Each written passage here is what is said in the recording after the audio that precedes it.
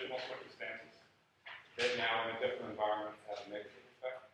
So the particular example there was, if you do a lot of close work while you're young, it may contribute to myopia. There may be a hereditary component to it, which is kind of weird because you think selection would weed out all of those genes, but in the absence of that context, you never really express the phenotype of being nearsighted. Those archaic effects. I was wondering if the environmental effect was like the close reading. Yes, in that particular case. So if you're not doing close work or viewing things close up, then you won't get myopia later on?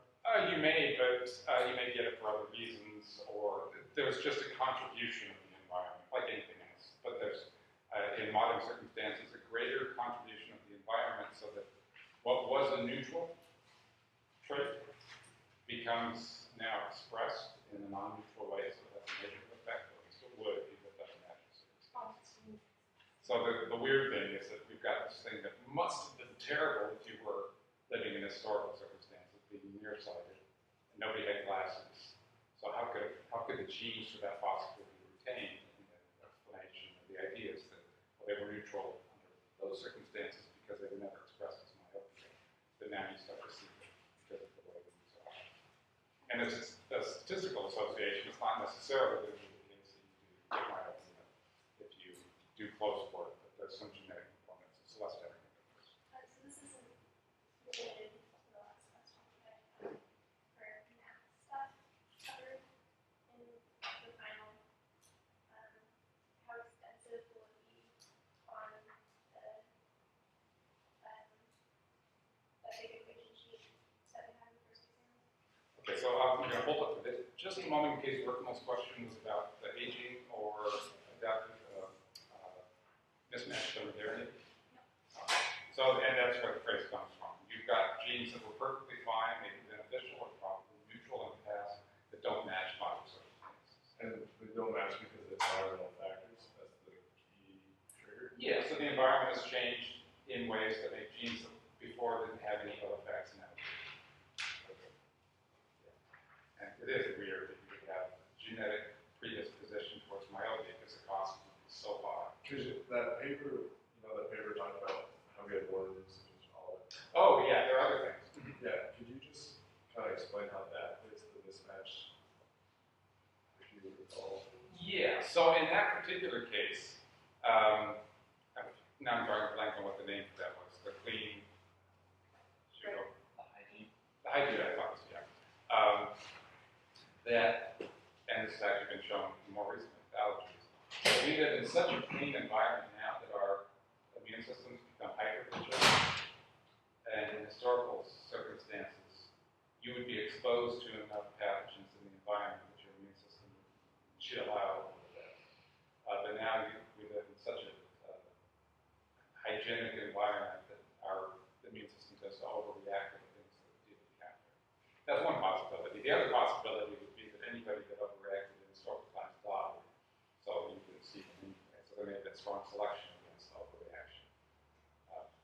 But that particular hypothesis is just saying we have an immune system that is well suited to an unhygienic environment, and it doesn't react properly in hygienic environments. Which is kind of an interesting idea. It has applications for health policy.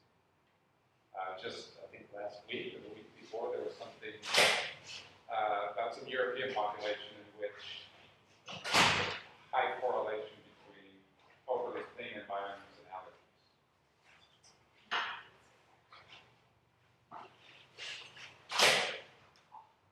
Are we done with aging? Did we do about aging or height mismatched in the heredity? It's about virulence. Virulence? Okay. In what sense evolution would have opposed towards increased virulence, potentially short-sighted? I don't know what it means by short-sighted. Okay. So the question has to do with short-sighted evolution as an explanation for disease. And I didn't spend much time in class about that. Anna, did you want to? Okay. Yeah, so, Laura, can you repeat that one? In what sense is evolution within a host towards increased virulence, potentially short-sighted? So the example that your book talks about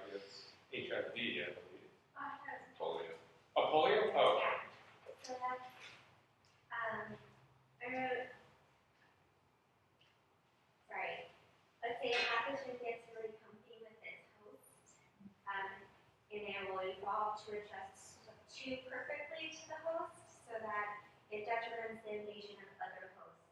So the book uses poliovirus as an example. Sure, polioviruses are straight up fallen at invading their host nervous system, increasing their in-host fitness. However, this means variants living in the nervous system are unlikely to ever be transmitted to new hosts. So it's short-sighted because they're limited as far as Okay, so yeah, that's a good example. Yeah. Okay, so there are other kinds of short-sighted evolution in which you have, let's take cancers, for example.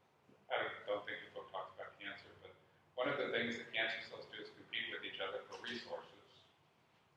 Who do you think gets more resources? Those that are highly invasive and promote new growth of blood vessels, or those that aren't? Yeah, it's a little bit short-sighted, not that it's a transmissible disease, but the cell lines that do well are the ones that often cause the worst damage. Or if it was an infectious disease, the ones that are really hard on the host may end up killing the host, but they're pretty good at getting resources from the host and reproducing themselves within the individual. So that's what that was after. Then there's the other thing, well, there's a balance between how well you get copies of yourself made by the host and how well you get transmitted. So unless there's a vector, yeah, it's very short-sighted to go nuts. But if there is a vector, it may actually be a good strategy. Why is it important to realize that disease can be caused by organisms? The disease could, okay. So why is it important to realize that disease can be caused by organisms? Yeah. Because organisms can evolve. So it ends up being the red queen hypothesis. So it's like the whole antibiotic resistance thing? So that's one example. So that's the most interesting one, I think, for this course. The other one is if you know it's caused by organisms, then that would certainly that would influence your strategies for preventing it relative to if you thought they were caused by demons or bad air. And the context was what I talk about, and your book talks about it, is finding out that there were all those cholera outbreaks around a given well. That's very different from thinking that there must be a witch in the neighborhood.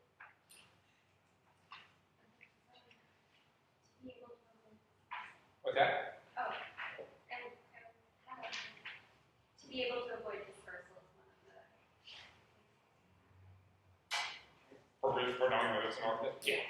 Yeah. So if you know that it's something that's being physically transmitted, and even better if you know how it's being transmitted, then that will change your way of dealing with it. I have no defense against the dark arts, so if it's something like that, then it's not much to do. What's that? Yeah. Well, when I get a little better. So I'm realizing this room is pretty echoey, so I can't always hear you as well as I hope. I'm going to be teaching here in the fall session. Good to know now. So I kind of moved to Evo Digo. I had a quick question. Okay, Evo Digo. So it says, I have a few questions on that, but can you explain what the homeodomain does and why it would be so conservative? So I know what it does. It produces the kind of transcription factors, right, for the certain genes. But then it's like, why would it be so conservative? Does conservative means that it doesn't change? Okay. So, but it's more specific, I think, than the way you described it. It's part of transcription factors, and what actually does it do? Changes the rate of the transcription of the last. Well, among others, but yes. So there's a whole set of homeodomain genes. Some of them are Hox genes, and some of them are other things. So what does that portion of the product do? So what does the homeodomain do? It directs the formation of different body structures. So even more mechanistically, what does it do? So it's like 60 amino acids long. And what does that set of amino acids do? They bind to the DNA. Yeah, there we go. They're transcription factors, right? Yeah, but there's a part that actually binds to the DNA. They bind to the DNA. Yeah, and that's a very conservative demand.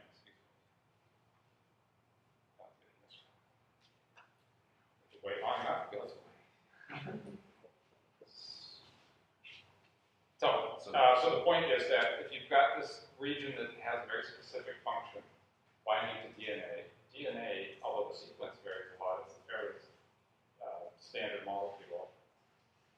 mess with that part of it very much, because you can't find the DNA that contains all the other stuff. So that aspect is fairly conservative across all. So the homeodomain is just the domain of the transcription factors that is binding the DNA. It's not an actual domain of the DNA, it's the domain of the protein. Right, so let me avoid confusion by describing three different things. There's the homeo box, so that's 180 base pairs, and that codes for the homeodomain, homeodomain, that's 60 amino acids. There are a whole bunch of homeodomain genes, or homeodomain products, put that way. So there are lots of different genes that contain the homeobox, including Hox genes, which, as Dinah was saying, are important for specifying segment identity or where you are from.